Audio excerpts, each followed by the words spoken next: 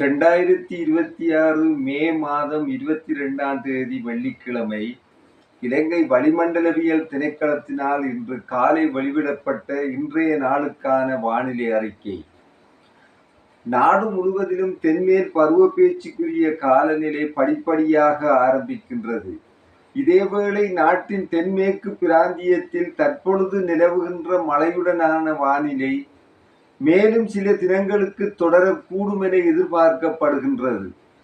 சப்ரகமுவ மேல் வடமேல் மாகாணங்களிலும் அத்துடன் காலி, மாத்தறை, கண்டி மற்றும் நுவரெலியா மாவட்டங்களிலும் அடிக்கடி மழை அல்லது இடியுடன் கூடிய மழை பெய்யக்கூடும். சப்ரகமுவ மேல் மற்றும் வடமேல் மாகாணங்களின் சில இடங்களில் 200 மில்லிமீட்டரிலும் கூடிய மிக பலத்த மழை பெய்யக்கூடும்.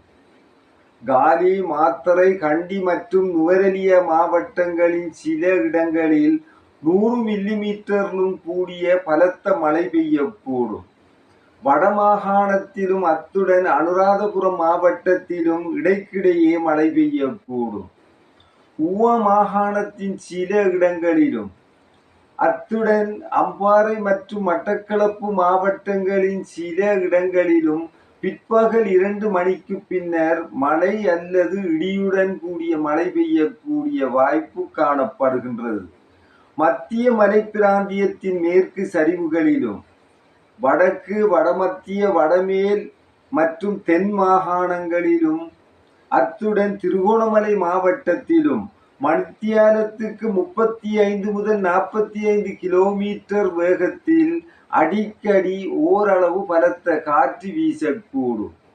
பலத்த காற்றும் மின்னல் தாக்கங்களும் ஏற்படக்கூடிய சந்தர்ப்பங்களில் பொதுமக்கள் அவதானத்துடன் செயற்படுமாறு கேட்டுக்கொள்ளப்படுகின்றனர்.